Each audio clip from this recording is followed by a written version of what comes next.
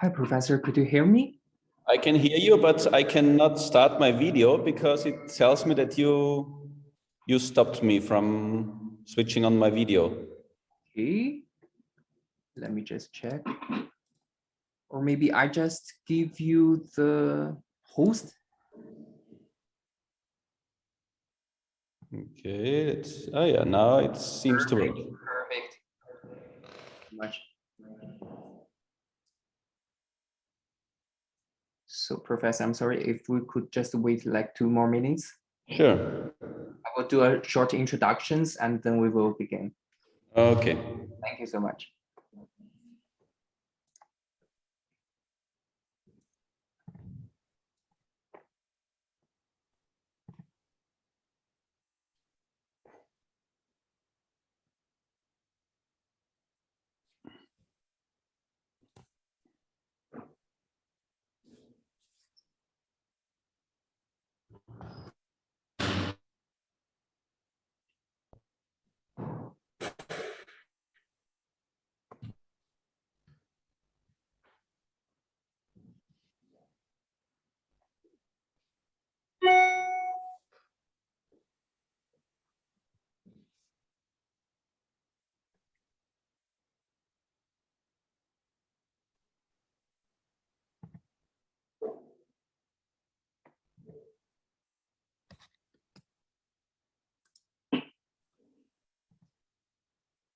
So I believe we could already start and someone will catch up on later. So hello, welcome everyone to join our 5th workshop. My name is Andreas, and today we have the big honors to invite the artist director and the president of the Vienna Boys Choirs, the founders of the Wirth Music Academies, and also the artistic directors of the World Peace Choral Festivals, Prof.Gerald Wirth.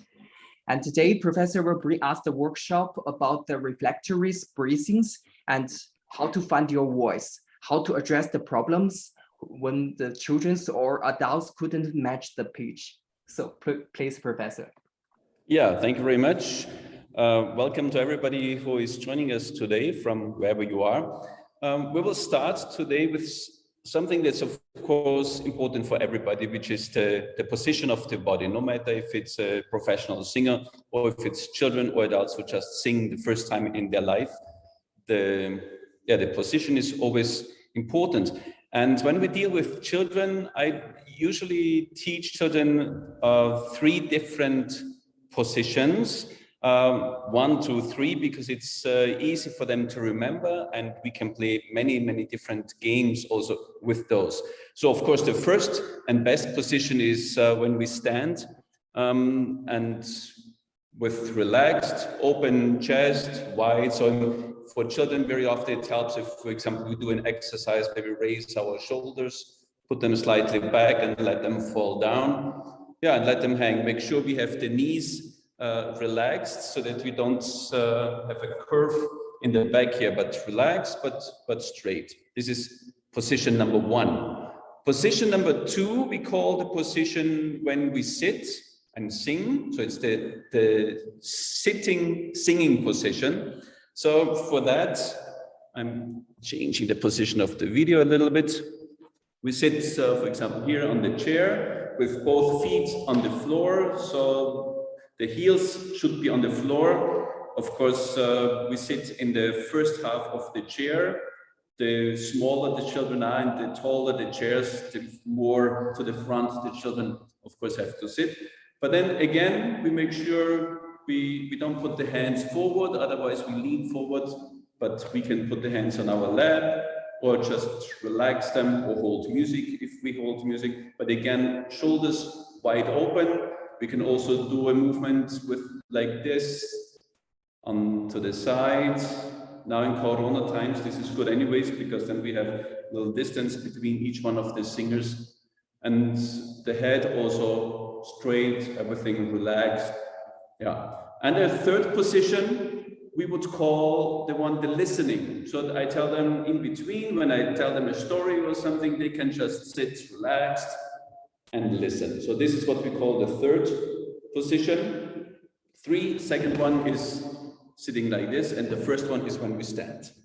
And then very often when we do a music class or we learn a difficult song in between, when the children get tired, I do a little game where I ask one of the students to come forward and show with their fingers which position everybody should go into. They usually really like playing this game and change into the next position really fast. So this has the advantage of doing a fun game, but also practicing the positions automatically without them realizing that they're doing something very useful for their singing. Yeah, and then the next thing is, of course, before we go into breathing, or before we go also into how to find our voice, is a little bit of preparation of ourselves, of the body. So of course, stretching, as you know, is always good, and we can make some noise, some sound with it, like this. So wherever you are, you can join me, relax, and do whatever stretch feels good for you. The older the singers are, especially for adults, I always ask them to stretch in their own individual way, because for everybody, a different stretch feels more comfortable. For some, it's like this, for some, it's like both hands up, or whatever. For children, of course, I usually would tell them what to do. Sometimes also putting the hands in the bag and then lifting them up high, stretching, reaching up high, and then relaxing again. Things like this. Then, of course, we can pad our body, you know, all those, some nice sound with our body, some percussion sound. And this percussion sound we can actually use to train rhythm patterns, or different types of every aspect that has to do with rhythm or with the length of the note. So we could, for example, do like this. And everybody repeats that. Or we can also use the arms, of course. This way, we get physically warmed up, all our muscles in the body get warmed up, and we practice something that might be new for the children, or something they might have difficulties with, or a rhythm pattern that's difficult in a certain piece that we want to learn. We can also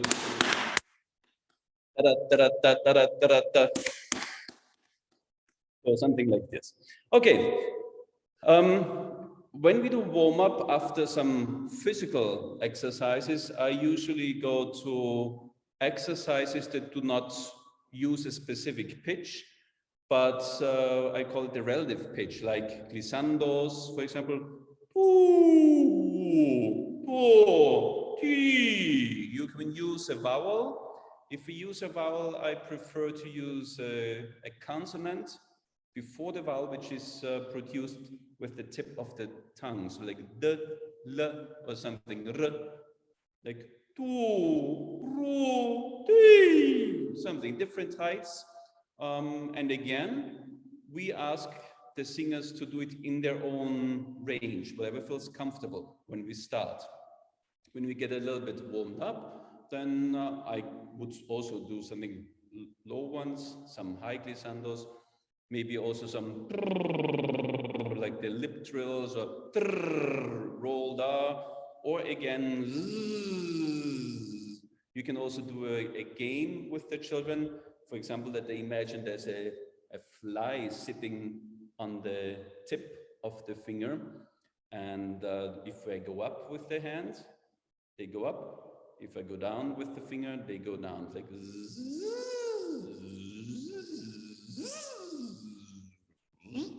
and of course, it's more fun also for the children or the choir, if not me as the director does that, but if one of the students comes out in front of them and does this exercise with them. And you can do this with any imagination, of course. You can also imagine, for example, that there's water coming down in the waterfall. Splash. And then we can, or something like a ski jumper. So then we have the down glissando and up again. Also, gives them the experience that they have a wide range with their voice.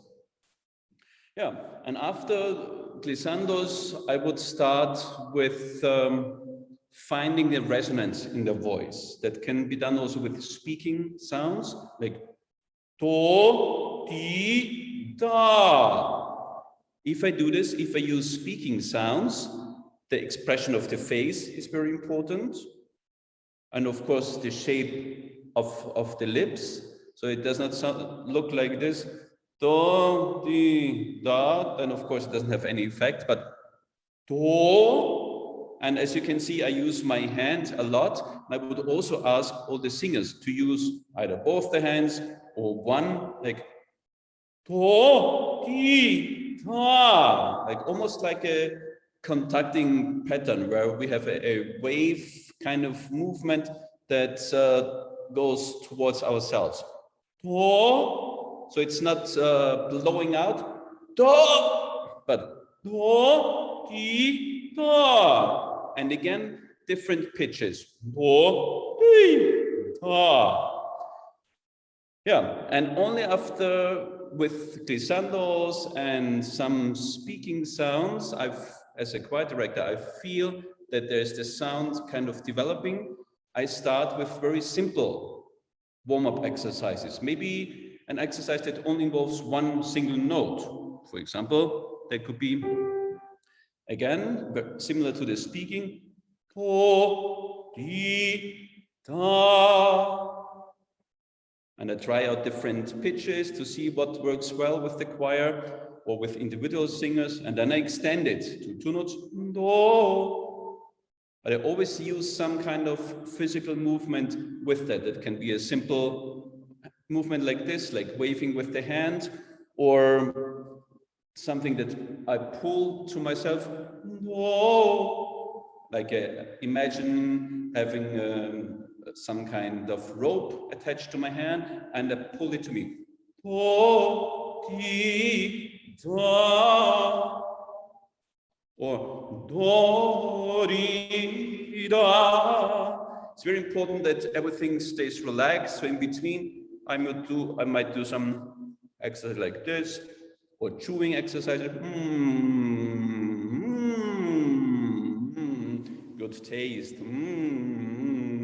And with this chewing and humming sound, I again can support the development of my resonance. Yeah, and then I go to more exercises. Of course, there are 1,000 different possibilities depending what I want to achieve. Working on the range, working on flexibility, working on the transition between high resonance, low resonance, and whatever. Okay, but now let's go to one of the main topics of today, which is the breathing. Breathing for singers, as we all know, is one of the most important aspects, but also one of the most challenging aspects for many, many choirs and singers. And there are many approaches to work on breathing. And I believe very strongly it is very, very important that from the very outset, we practice the experience for the singers, for the children, for the adults, doesn't matter what age they are, the reflectory breathing, the fact that our activity is the exhaling, the speaking, the singing, and the body takes the breath by itself. We don't have to, when we speak with each other, we don't think, okay, now I say a sentence and I should take a breath now, and then I say the next sentence. No. And the same should happen when we sing. Do, di, da. And I can practice that with different things. The first, what I usually do, if there's space and if there's the possibility, most of the time there is the possibility actually, I ask the children to lie down, just to experience themselves what happens in their body when they let the body take the breath and let the body do the breathing by itself. And you can see it in basically every group in the world that as soon as the children are completely relaxed, only this part of the body underneath the diaphragm moves. And it's not the shoulders that move, but only here. And then we add a sound to the exhaling. So for example, we let them, I will stand up because it's easier for you to see, but it's the same thing when they lie down. So the first exercise is just asking them maybe even to close their eyes. Don't do anything, trying to fall asleep maybe. And as soon as I see that the children breathe naturally, including using the diaphragm, I ask them every time when they breathe out, when they exhale, they add some sound like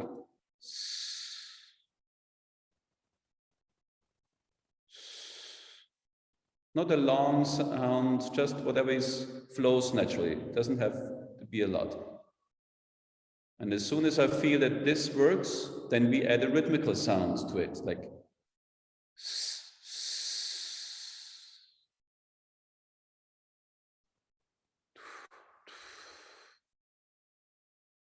and then next step would be to add a note, a singing note. And very important is that we watch every individual person. So for some children, it's also good to have a hand on their stomach, a hand on their chest, and see for themselves what moves and what does not move. And then when they sing, when they speak, or when they hum, they should feel that the stomach goes slightly in when we speak, and it goes out again a little bit when the air comes in. And for some children, it might even help that when they have their hands on the stomach, I might very gently put my hand on top of their hand just to help them with the experience, how it feels like when we exhale, when the air comes in again, so that they don't have to really think a lot. That's the main thing, that it becomes an automatic thing to do. So this is one thing. The other thing is, of course, when we stand and we are in a warm-up choir, I very often ask the children to put their hands on their stomach, like this. I stand on the side. And I start with exhaling, like, then I open the mouth, the lips, and let the air come in. Again.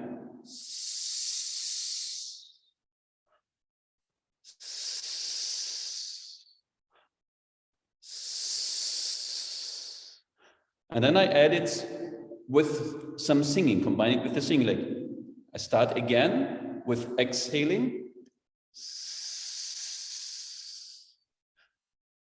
Do, do, do,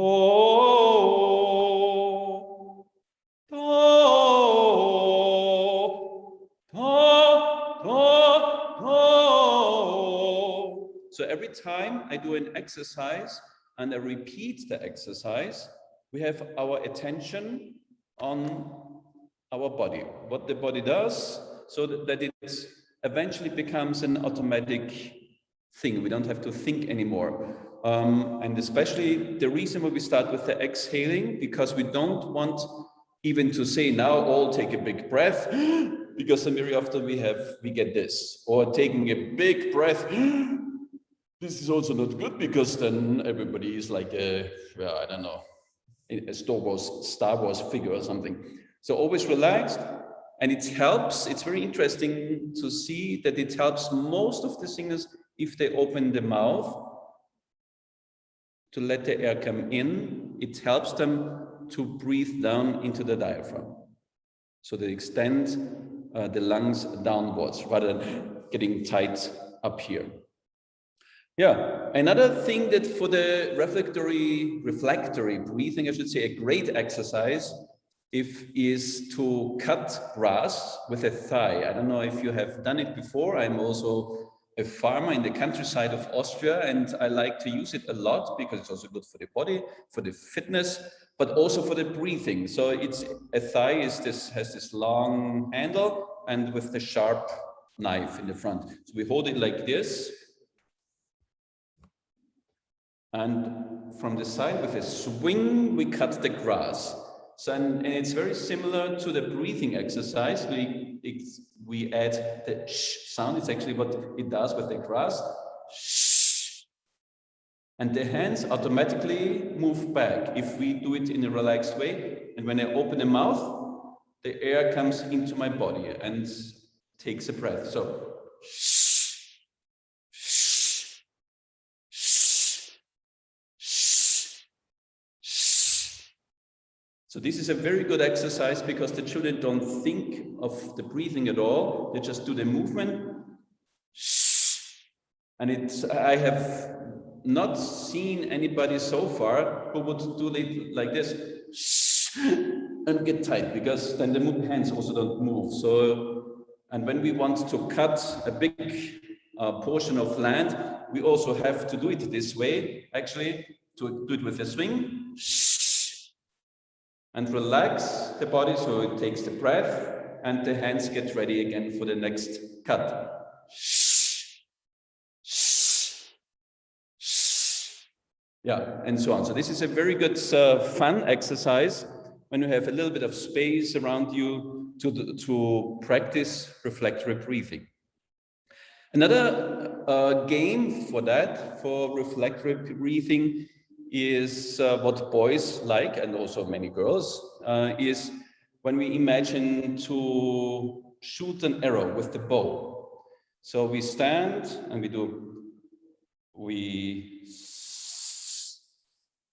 when we put the bow back, we make this sound.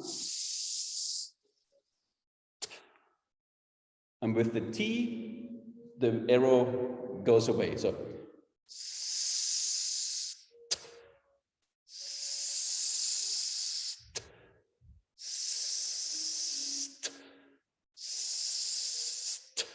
and the T also helps us to activate our diaphragm even better.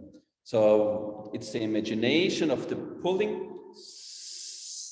And again, it's very difficult, even if we try to get tight in our shoulders, then it doesn't work. We cannot speak.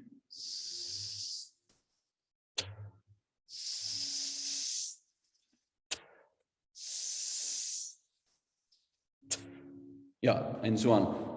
Another imagination for that could also be that it's similar with the arrow, is we blow an arrow or a little ball through a straw, like a little pipe. Then it's of course more sharp, but again, it can help our activity with the diaphragm and the activity of our body to take the breath right after we exhaled. Yeah. So it is important that we do exercises like this, breathing exercises, if possible, every time we meet the singers, we meet the children, the adults.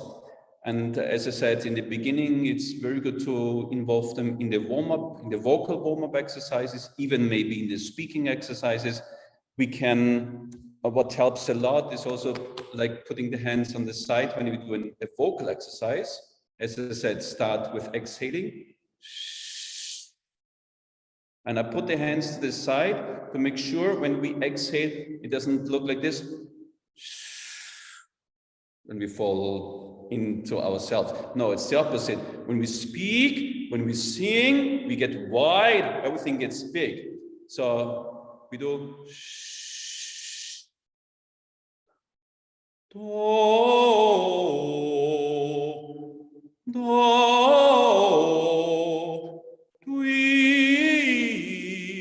or whatever exercise you do. If you repeat an exercise, you can always involve the attention of the breathing, and you will realize that for the singers it's very healthy and they feel much more comfortable doing that. Okay, enough of the breathing. Of course, it's something that's every group is a little bit different, and every one of us finds the right tool, the right game, the right approach to do it well. One of the things that I sometimes use, but very rarely, is also if I find that people, especially with adults, when they start to sing fairly late, they're already in the 30s, 40s, and they've never sung before in a choir. Then I do some exercises to make them aware that the body around stomach, around here, underneath the diaphragm is involved in the singing by, for example, doing a cough. I would not do it very often with children, I would never do it, but with some adults, just to make them realize, make them aware, if they have a movement, an activity with the stomach muscle, with the back muscle, it has an influence on our voice. Or, for example, if I do like a dog, like this can sometimes help. Again, this is something, both of this is more for adults and not so much for the children, and I would only do it very, very briefly if I feel that they need to get some awareness of their own body in connection to singing. Yeah. Now, the other topic is always for every person in the world who deals with school children and with children who start to sing, also sometimes with adults. We deal with individuals who have difficulties matching the pitch of the group, being able to sing on the same, on the same pitch. I'm not talking even about intonation, but about those who sing something completely different every time we start a note. And there are different approaches I usually take when I come to a public school and I try out singing. My goal is always within one class, I would like to be able to sing at least a very simple song in unison so that everybody is able to sing along on the same pitch, on the same note. So the first approach is always to find out, as soon as we hear that there are maybe 2, 3 children who cannot match the pitch. If I sing a song, maybe coming together, they sing coming together. So I try to listen to their voice and try to find out what pitch they sing. And very often this is a pitch around middle C, as we call it in Austria. So like this, and then I try, as soon as I hear what pitch they sing, I sing a song, and then I note, and then I ask some of the children who I hear that they can do it well to repeat my note, and then I ask the whole class to repeat the same note. If very often it happens that those children who have difficulties cannot repeat the same note or do not repeat the same note they have just sung before. So what I do is I copy again the note they just sang. So for example, if I want the group, the class to sing this note, do, and those people with difficulty sing do, then the next try, I would start with this note. Do, maybe they sing do, and I start again with that note, do, and very soon we come to a note which they will be able to sing again and repeat again. So we do this a couple of times with the whole class so that they realize how it feels for them when they sing exactly the same note as everybody else. And as soon as that works well, then I would start moving up, because very often those notes are fairly low. For example, if this is the note, do, then I would do the next exercise, do, and I move my hand up and down, or even better, if it's children, I move the entire body, do,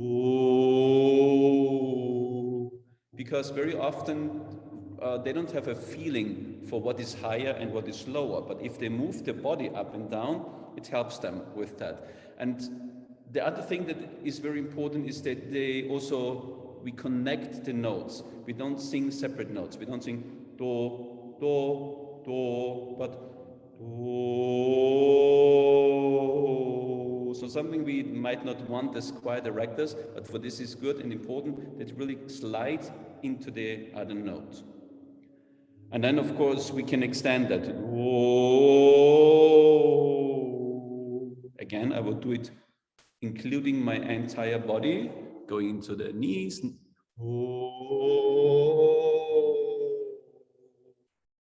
So this would be my first approach. Sometimes this doesn't work, of course.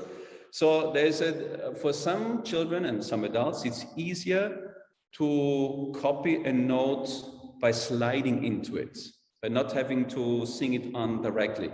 For example, this is the note I want them to sing. Do. We don't sing do, but we sing do. So we shuffle up the note.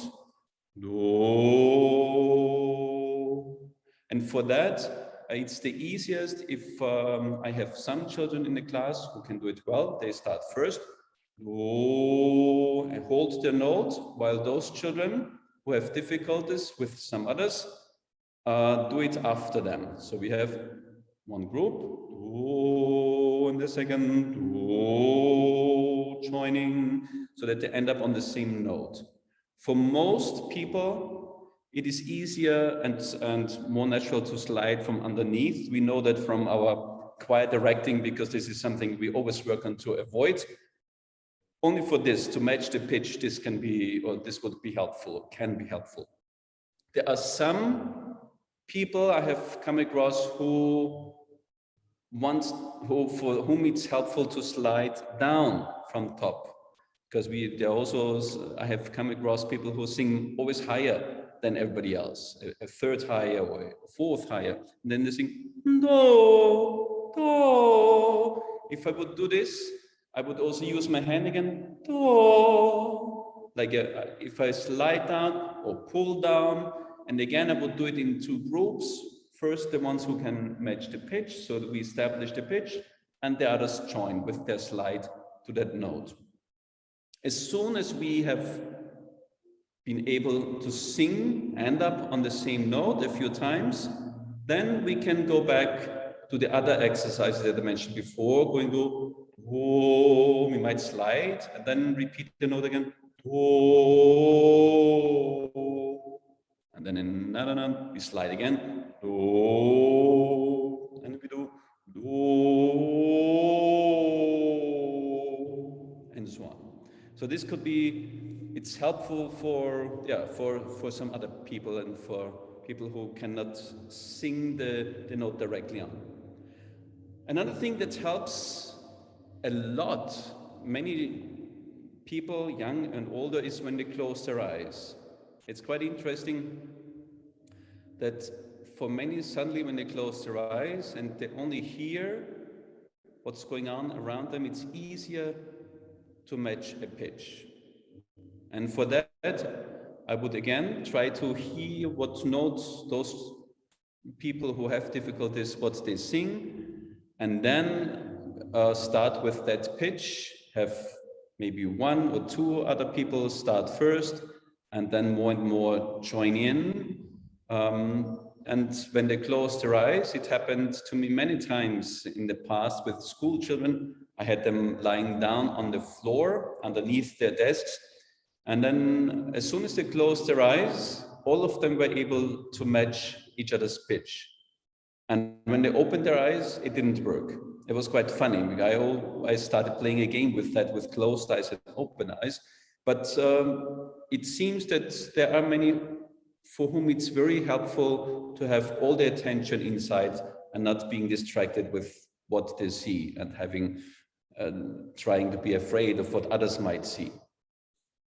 There are, of course, other reasons why, especially nowadays, children seem to not being able to match a pitch.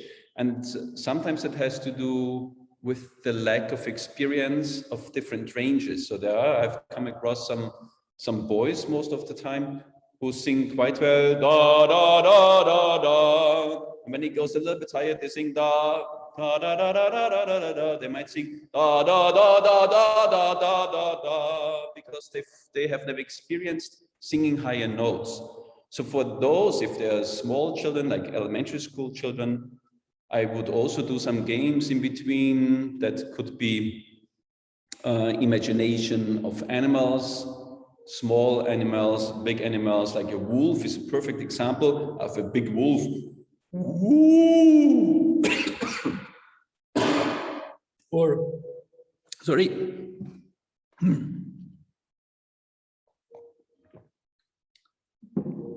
My animal got stuck in my throat. Or a high wolf, like, woo!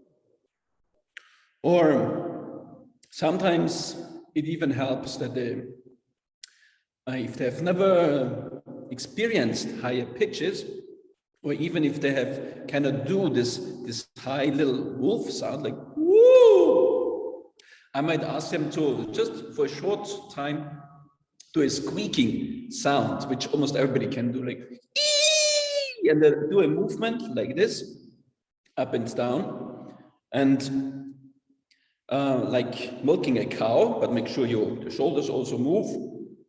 So we stay relaxed and we start very high.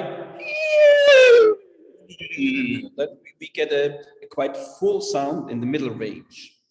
And this way they experience the possibility that they can produce high sounds as well.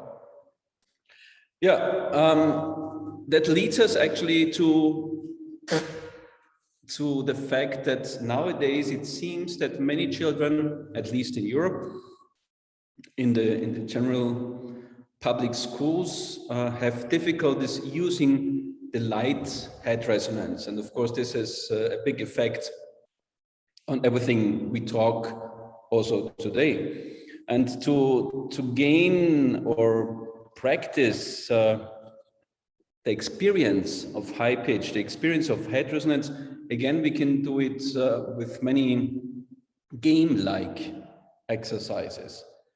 And one of the things that the first thing I usually do is the imagination that we stand on a hill or on one side of a soccer field and my friends are on the other side or far away on top of looking out the window from the building, and I say, woo!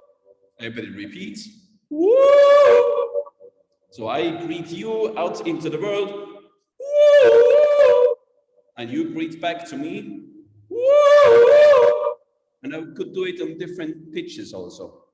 So we don't talk about singing high or low notes, but we just do like, we greet somebody, as I said before. Or if I want to, I have to imagine, I stand behind the door and I want to scare somebody. Woo! I know that somebody is in the dark room and I want to make a noise to make everybody scared. Woo! So this helps us a lot with that resonance.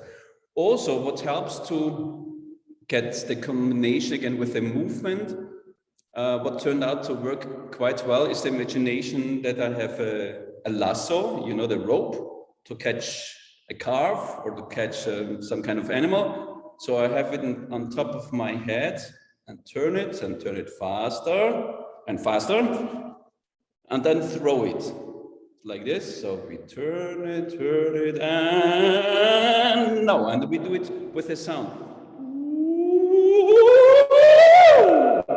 Yeah, and so this also very often helps children who never experience a high voice, a high resonance, to suddenly do it without knowing that they suddenly created a high sound. And then we can use that and turn it into a real singing exercise.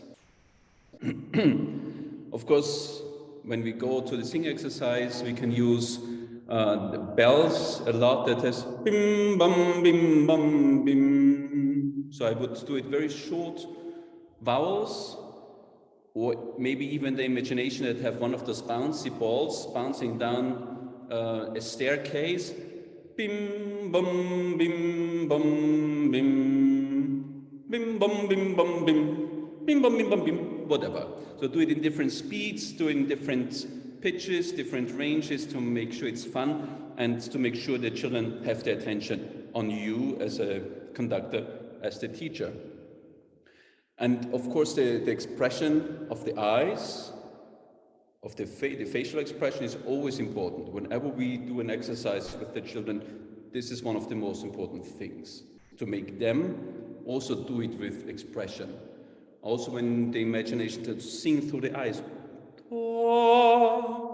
Open your eyes so that the entire everything in your head sings with the voice.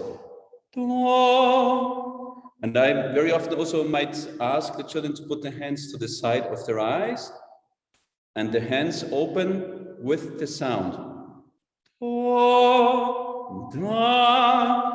And sometimes you can try with your singers, depending on where they put their hands, it sounds quite different. If I do it like this, it's easier to get a light, high sound. If I do put the hands here, even for me, without that I'm aware of it, it's difficult to sing with the same light sound. I really have to concentrate. So for children especially, but also for adults, depending on where they put their hands, it makes a difference in the sound quality and the type of sound that we might want. In the same way, when we want a more heavy, a steady sound in a low range, I will not put them, then it sounds like this, of course. We want this type of sound, maybe for some big sound, a relaxed but full chest resonance sound. This is when we continue with the sound, actually, we have to make sure we always have an open sound. We never want this a squeaky sound, neither in piano nor in forte. And there, I'm sure you use many of those imaginations also. But sometimes it really helps in between when we learn a new song, and even when time is tight and there's never enough rehearsal time for anybody in the world, of course, but it's useful to take a second just to imagine again that we, for example, sniff on a rose and everything gets white automatically, a beautiful smell. Kyrie eleison. So especially when we have sung for half an hour and we sing coming together, but we want an open sound. Coming together. So a beautiful smell, or maybe even on the back of our hand, like a perfume. Ooh, this is good. And always with facial expression. We always need the expression that supports that. Coming together. Also, sometimes when we need, again, a more active part, we can do imagination of being astonished. Like there's this great person coming into this room. Wow, and we get back this open sound. And also there's the word, I think it's quite international, the word mamma or mamma mia, as the Italians also say. It's a word that helps a lot to get an open sound, an open throat. Mamma, mamma mia, mamma, mamma, mamma, mamma, something like this. So you can do many exercises with that.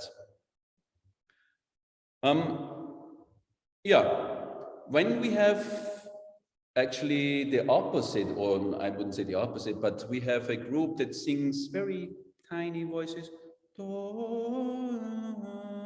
coming together, and we need some energy, then of course we have to do physical exercises combined with voice exercises that energize them and make them a little bit more get them ready, get them fired up. You can do it. You can also start with something that helps the opening, like the song, or something. Something that we have the imagination that we come just out of school. We had an exam, and it was really difficult, but now it's done. ha. So this helps also. And then exercise it like we go. If we do an exercise like this to get a full sound, relaxed full sound, we always combine it again with the hand movement, like a circle movement like this. Whoa, we, to make sure it does not become whoa, we, but whoa. And again, like we said before with the breathing, ideally, if we combine it also with the breathing, whoa, we. But maybe initially it's more important to have the energy of our body, of the hand. You can use one hand, you can use first the one and then the other. Whoa, we, and change the vowels always. So go from A to E to O. I use a lot the English W in the beginning because it helps us to start with a gentle attack. If I would start with A, the danger is huge that I get a sound like this. Ah! So both problems. Number one, that the attack is very hard and it's not good for my voice. So the voice muscles hit each other. And the other thing is that the sound is not a round sound, but it's a very shallow sound. Ah! But if I do wah, automatically it becomes a more round and much more gentle sound. But still, it can be a full sound, full resonant sound. Or we can do exercises like this. So, si, za. Sometimes also like this. To, wo. And if you feel that this one movement is not enough, for example, right now for me, I would do whoa. So I do another movement when I sing up to make sure I'm relaxed and I sing with my entire body. Whoa, whoa, like this. Or you can use also another variation. So, something like this. So many different possibilities.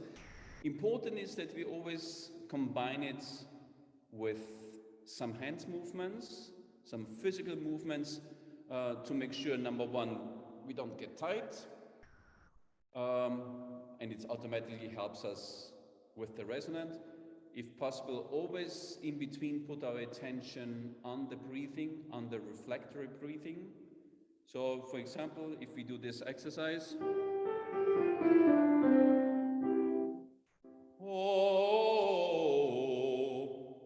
I can do like I said before, I can put my hands on my stomach. Open my mouth, let the air come in, and repeat the same exercise.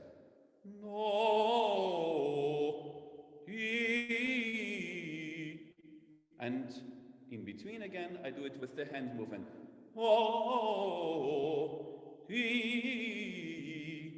So use the different movements depending on what we want to practice with the children or with the singers. Sometimes we have the challenge, especially with school choirs, that they get told from different people, why you have to sing loud so we can hear you, and then it gets very, very hard sound. It becomes a very stiff sound, and what we need to work on is the lightness of the sound. And of course, there are different, or many different possibilities of doing a light sound. What I sometimes do, if the children need also a fun game in between, we imagine that we have some lice on the top of our head, and they do a dance. Do, do, do, do, do. Like just little sounds like this. Or we can imagine that we have little bubbles soap bubbles, and we let them explode by touching.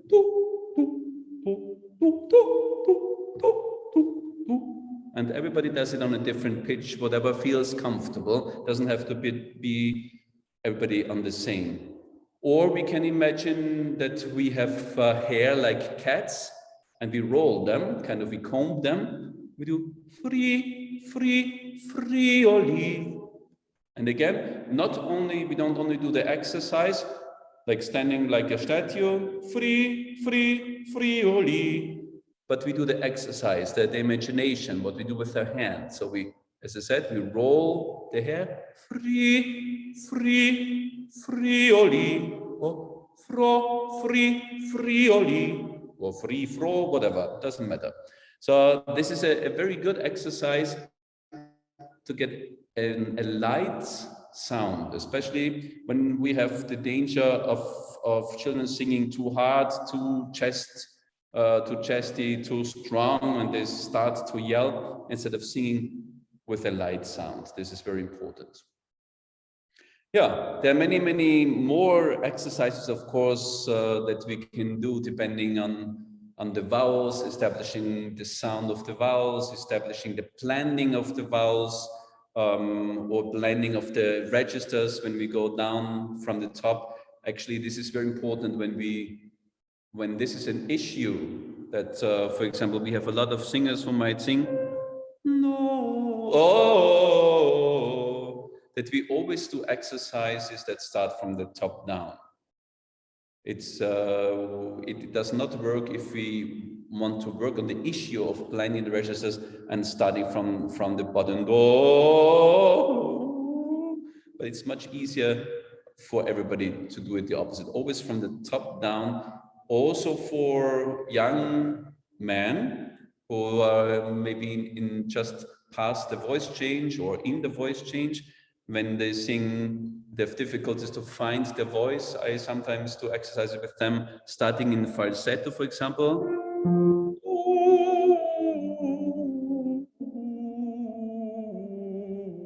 So we do always starting from the top down instead of singing, and then it doesn't work anymore. It's always come from the top down. Yeah. I think those are the most important things that I wanted to go through today.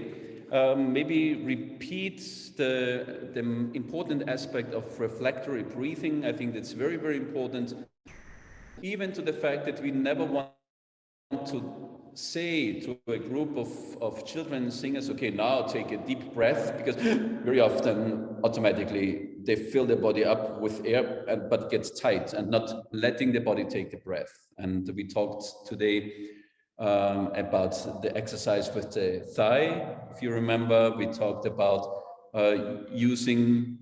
opening the mouth to let the air come in after we exhaled. We do a lot of exercises that start with exhaling, to make sure we before we start singing, actually, we have this exercise and this experience, I should say, of exhaling, let the air come in, and then start the exercise. And so on and so on. So maybe I thought, I'm sure many of you know the song Coming Together to Sing. I thought maybe we want to sing this song together. You sing along wherever you are. I could even try to share the screen of the music. Let's see if I'm allowed to. Yeah, that's great. Here is the music of Coming Together. Of course, we could talk a lot about also how to introduce such a song, but today I think it's good to just sing it.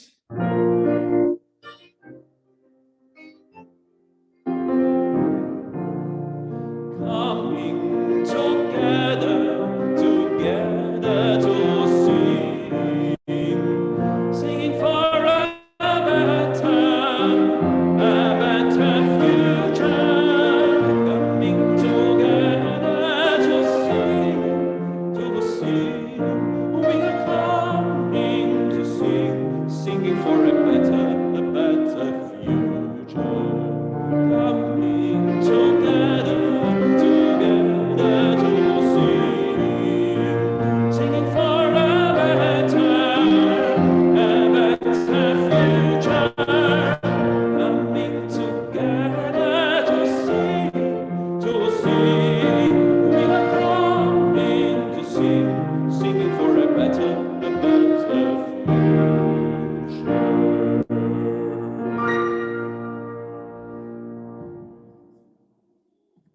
Yeah, so I hope there was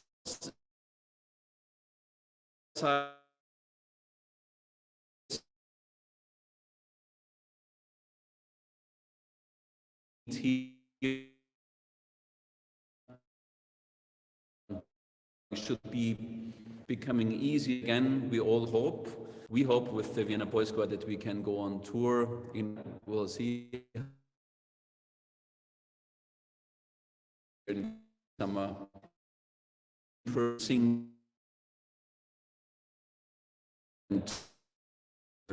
you become very much festival and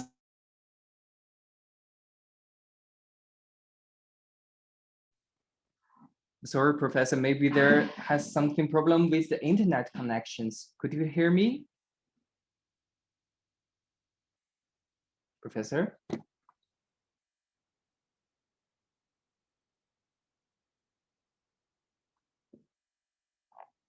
I guess we need to wait for the Professor Wirth to connect again. Wow, I think he's really amazing. Don't you think so? And the breathings and the body language and the movements from Professor that gave us is very useful and very interesting. And I just saw the Dr. Polos is also here. Hi, Doctor. Fantastic workshop, so wonderful. It's just such a great opportunity to see colleagues around the world. Thank you so much for organizing this fabulous event and bringing us all together from around the globe. Thank you so much also, Dr. Polos. I think you and Professor Wirth just show us the choirs is not just a singing. It's like use your mouth and your body to show us a story or to play a game, which I found is very necessary especially in children's choir or young choir. I will say yes, when you're listening choirs, some choirs can impress you so much, it's so perfect, but some choirs really touch your heart and move you. I have this expression for my singers. I say, what comes from your mouth goes to the ear, but what comes from your heart goes to the heart. True, it's truly word. I think Professor Wirth is here again. Hello, Professor, could you hear me? Yeah.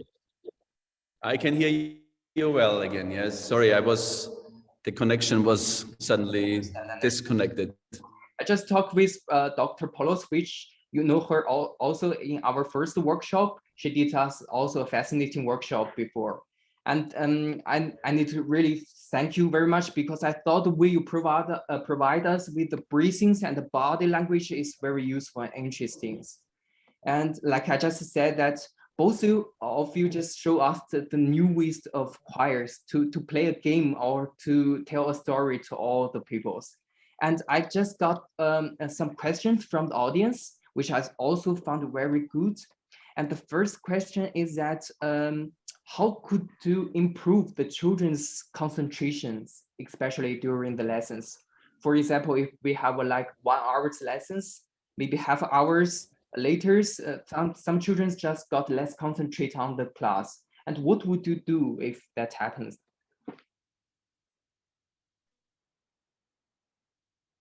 Professor?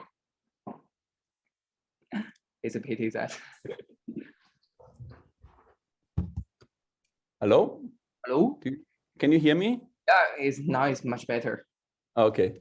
Yeah, I changed the room because I think there's a better connection here. When,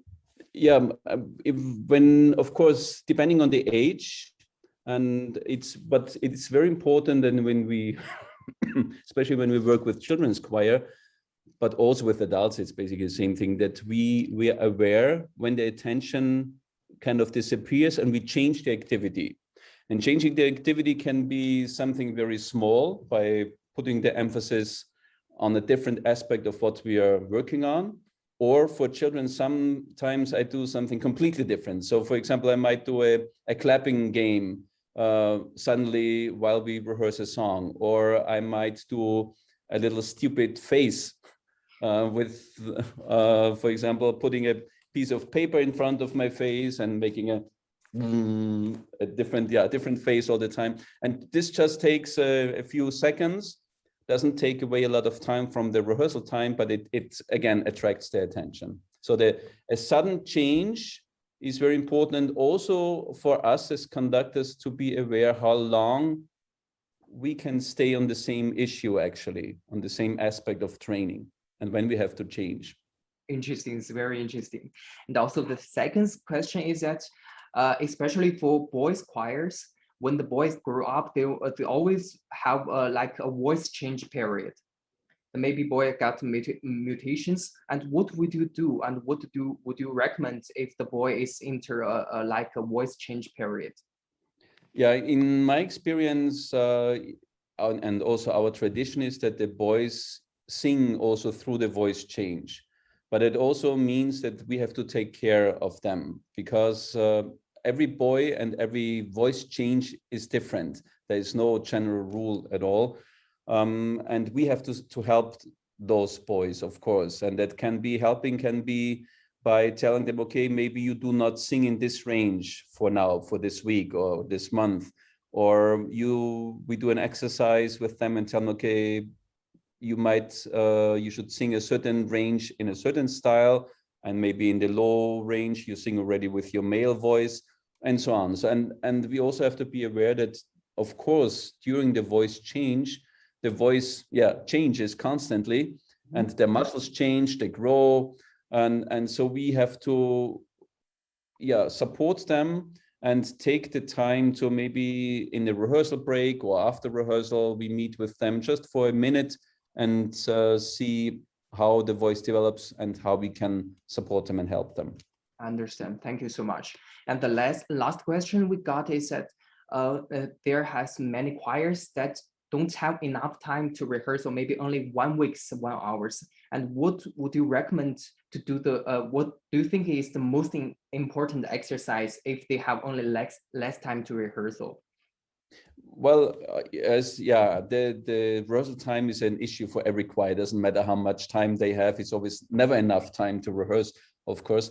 But it's, I think the warm-up period is a very essential part, because we as choir directors have to be able to focus the singers, get their attention on their own voice, on their own singing, but also develop their voice to make it ready for the rehearsal. And in between the rehearsal, when we work on the song, we must never forget the quality of the singing.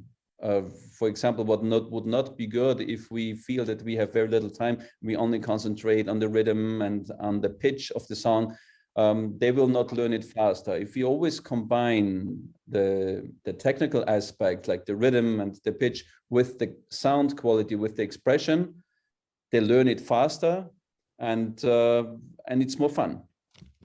Thank you so much. Thank you so much for today's workshop, and also for this coming together thing is fascinating. Thank you so much. And also thank you, Dr. Polos, for being here today. And thank you everyone for being here today. We are looking forward to see you again. Thank you so much, Professor. Have a nice day. Thank you, everybody. Thank you. Bye-bye.